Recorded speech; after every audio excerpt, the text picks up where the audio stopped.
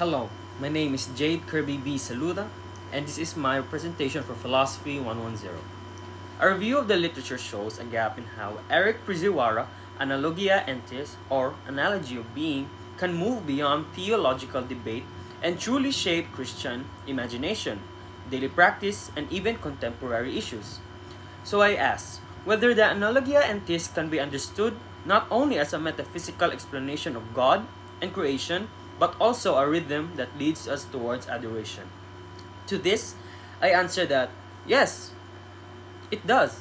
Fujiwara's Analogia Entis describes the relationship between God and creation as a rhythm of similarity and greater dissimilarity that ultimately culminates in a worship rather than mastery.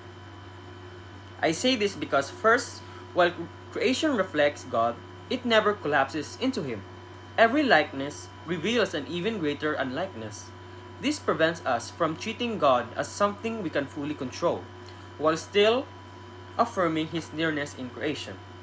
Second, the analogy reaches its fullness in Christ. In Him, God, transcendence, and human finitude meet without confusion. Christ Himself becomes the living analogy, the point where Creator and creature unite. And third, this rhythm leads creation to adoration. Our experiences of limitation, beauty, and dependence show us that existence itself is a gift. Worship becomes the natural response to this gift. Objections include the following: 1. The analogy risks making God too unknowable. 2. It is too abstract and detached from living Christian life. 3. Christ's closeness might collapse the tension of similarity and dissimilarity.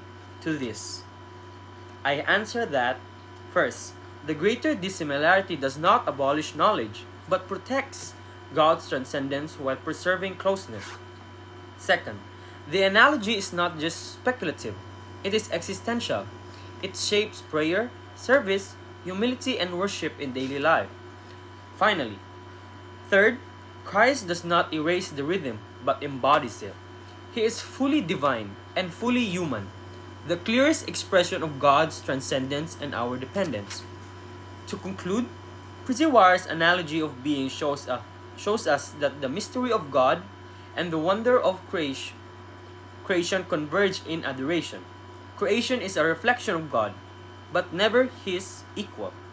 This rhythm prevents us from reducing God while still affirming His closeness, and it calls us to respond not with mastery, but with gratitude, humility, and worship. Thank you.